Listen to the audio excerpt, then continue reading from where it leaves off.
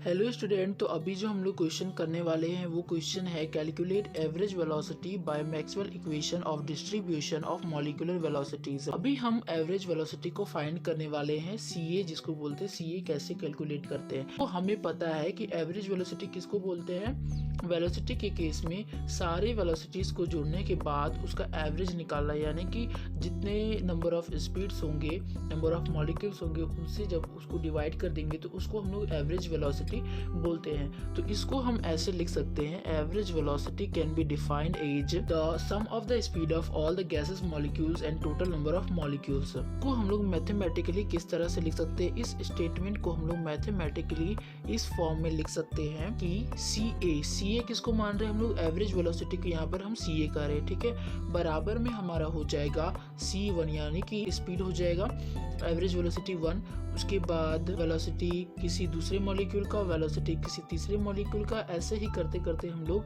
Velocity n molecules का ले लेंगे और डिवाइड में हमारा एवरेज निकालने के लिए नंबर ऑफ मॉलिक्यूल्स जो है वो बाय में n कर देंगे। लास्ट में हमारा क्या होगा कि इसमें हम क्या करेंगे, ये जो वैल्यू है इसका हम निकालेंगे इंटीग्रेशन। तो डेरिवेशन क्या आएगा, सबसे पहले तो हम लिख लेते हैं कि सी ए की जो वैल्यू आने वाली है वो हमारे पास आने वाली है √8 RT बाय पाई एम। तो हमें ये वैल्यू फाइंड करनी है, सी ए हमें ये वैल्यू फाइंड करनी है। एवरेज वेलोसिटी हमारा आता है √8 RT बाय पाई एम। अब हम देखते हैं इसका डेरिवेशन। इसका डेरिवेशन कैसे लिखेंगे, हम जानते हैं सी ए बराबर, हम इसका इंटीग्रेशन करने वाले हैं 0 से लेकर इन्फिनिट जो है इसका लिमिट रहेगा, और हम यहाँ लिखेंगे C D N C by N. यहाँ पर D N C by N की वैल्यू हमें पता होती है, जो कि मैक्सवेल डिस्ट्रीब्यूशन का फॉर्मूला से आता है। तो हमें पता है वी नो दैट, हम यहाँ लिखेंगे वी नो दैट, हमें क्या पता है, D N C by N की जो वैल्यू होती है वो होती है 4 pi into m by 2 pi RT to the power 3/2 into e to the power minus mc² by 2RT into c² DC। ये formula Maxwell distribution of molecular velocities का formula है, जो कि मैक्सवेल ने प्रोबेबिलिटी थ्योरी के दौरान दिया था। तो इस फार्मूला को आपको याद रखना है, इसका यूज हम आगे करने वाले हैं। तो यहाँ पर जो हमने यहाँ लिख चुका है कि सी ए बराबर 0 से इन्फिनिट तक लेकर के इसका लिमिट है, और इसका हम निकालेंगे C D N C by N. तो यहाँ पर हम लिखेंगे सी ए बराबर, ये हमारा हो जाएगा 0 से लेकर इन्फिनिट इसका लिमिट, और सी की जगह पर सी ही रहेगा, और डी एन सी की वैल्यू जो है वो हम यहाँ लिखेंगे। तो ये हो जाएगा 4 pi into m by 2 pi RT to the power 3/2 into e to the power minus mc² by 2RT into c²।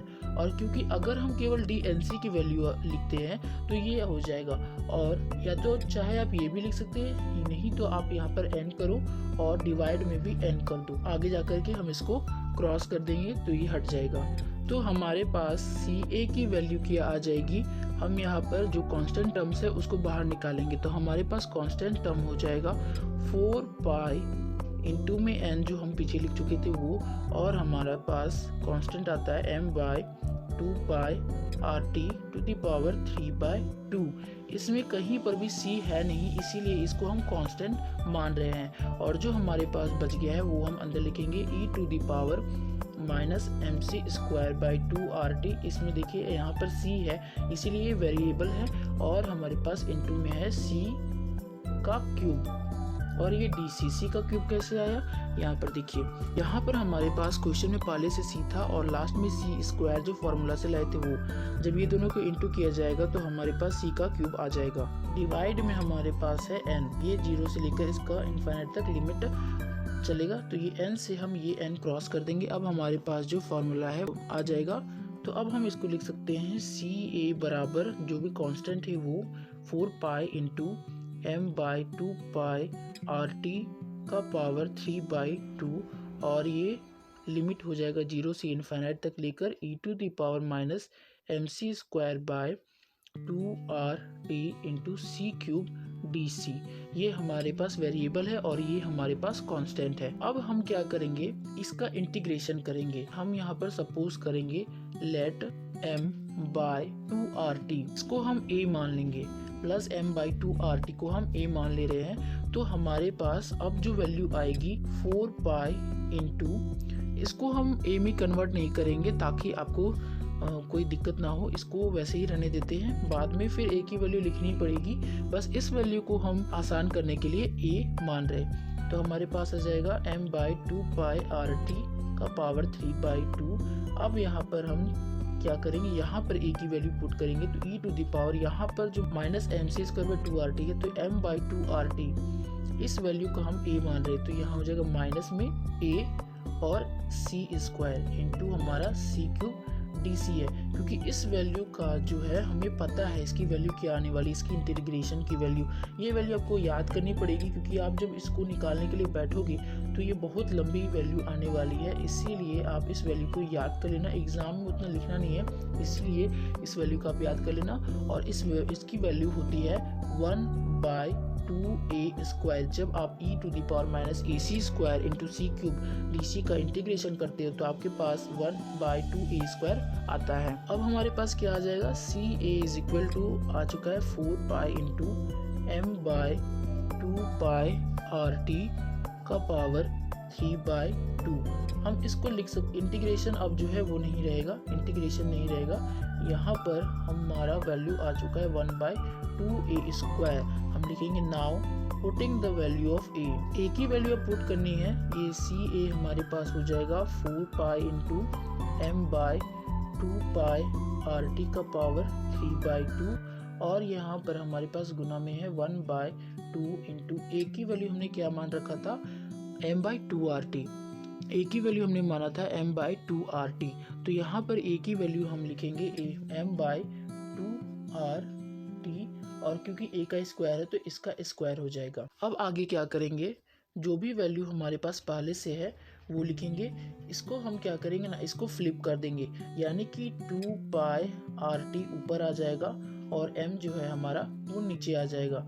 और यहाँ पर ऐसा जब फ्लिप करेंगे तो ये जो पॉजिटिव वैल्यू है वो नेगेटिव वैल्यू हो जाएगी। तो 3/2 की जगह में अब हमारा आ जाएगा -3/2 इंटू में 1 यहाँ पर 2 वैसा ही रहेगा इंटू, ये m नीचे है तो नीचे ही रहेगा, m का स्क्वायर हो जाएगा ये, और ये 2RT ऊपर चला जाएगा।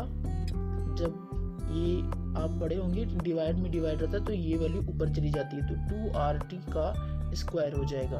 यहाँ पर ये 2 से ये 4 कटेगा प्रूफ बार में। अब आगे लिखते हैं हम, तो हमारे पास CA की वैल्यू आ चुकी है 2 पाई इंटू में 2 पाई RT बाई m का पावर -3/2, और यहाँ पर हमने 2 क्योंकि काट दिया है तो हमारे पास जो वैल्यू आएगी वो आएगी 2RT बाई m, क्योंकि दोनों का स्क्वायर यानी कि दोनों का पावर जो है सेम है तो हम इसको ऐसे लिख सकते हैं। ये दोनों वैल्यू को सेम करने के लिए यहाँ पर 2RT और m लाने के लिए इस पाई को जो है हम बाहर निकाल देंगे। तो ये 2 तो यहाँ पर था ही, और यहाँ पर पाई टू द पावर, और ये पाई जब निकालेंगे तो ये अपना पावर लेकर के निकलेगा, तो पाई का पावर -3/2, और जो वैल्यू बच गई हमारे पास उसको लिख देंगे। तो यहाँ बच गया 2RT बाई m का पावर -3/2, और ये हमारे पास है 2RT बाई m का पावर 2।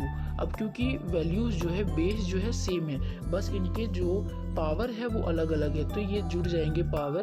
यहाँ पर हमारा हो जाएगा पाई का पावर 1 -3/2, और इसके बगल में जो है 2RT बाई m, इसका पावर हो जाएगा -3/2 प्लस में 2।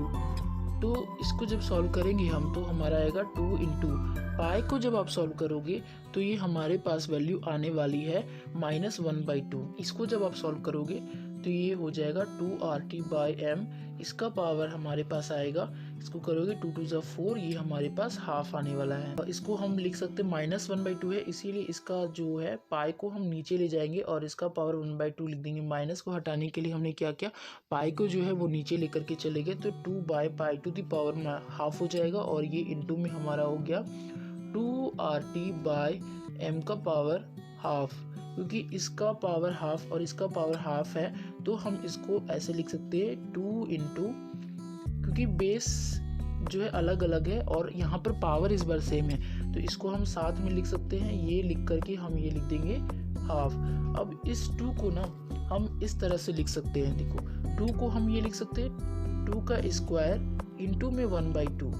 तो इस इंटू को ना लिख करके ऐसे कर देंगे, 2 से 2 कट जाएगा तो दोबारा हमारे पास 2 ही वैल्यू आ जाएगी, इसीलिए हम इसको इस फॉर्म में लिख सकते हैं। तो हमारे पास आ जाएगा 2RT/m इसका हाफ। क्योंकि हमें पावर सेम लाना था इसीलिए हमने इस 2 को क्या किया, पहले इस 2 का स्क्वायर किया और उसको हमने गुना कर दिया 1/2 से। तो ये हो जाएगा 4 का पावर में आ जाएगा 1/2 इंटू में हमारे पास है 2RT/m का हाफ। अब ये दोनों की जो वैल्यूज़ की पावर है वो सेम हो चुकी है, तो हम इसे लिख सकते हैं 4 इंटू साथ में, अब ये दोनों को साथ में लेकर के आएंगे, इसको लिखेंगे 4 इंटू 2RT/m और इनका पावर, दोनों का पावर सेम हो जाएगा हाफ। तो हमारे पास आगे जो वैल्यू आने वाली ये हो जाएगी 4 2 8 RT बाय, ये पाई हम छोड़ देंगे, पाई भी होगा बाय पाई m और इस पावर हाफ है। तो हमारे पास जो वैल्यू आई है वो आई है 8RT/πm का पावर हाफ। तो इसको हम इस प्रकार लिख सकते हैं, इस हाफ को रूट में चेंज कर देंगे तो ये हो जाएगा 8RT/πm और यही जो है हमें डेरिवेशन में करने को बोला था। तो ये हमारा एवरेज वेलोसिटी का डेरिवेशन है, ये हमारा प्रूव हो चुका है। एवरेज वेलोसिटी का जो फॉर्मूला होता है वो होता है CA = √8RT/πm। ये हमारा फॉर्मूला हो जाएगा, यहीं तक हमें निकालना था। इस क्वेश्चन को मैंने लिया है सेमेस्टर 3 के विद्या गैस से। क्वेश्चन नंबर 7 इसको कंसिडर करके चल रहे हैं और ये है calculate average velocity CA bye Maxwell equation of distribution of molecular velocity. इस क्वेश्चन को हमने सॉल्व किया है, यहाँ देखो इसमें √8RT/πm आ रहा है और हमने भी वही वैल्यू निकाली है। तो आई होप आपको समझ में आया होगा कि एवरेज वेलोसिटी का वैल्यू कैसे निकलता है। अब हम नेक्स्ट निकालने वाले हैं RMS वेलोसिटी फाइंड करने वाले। अगर आपको वीडियो अच्छा लगा होगा तो वीडियो को लाइक करें, चैनल को सब्सक्राइब करें, कमेंट जरूर करें। Thank you.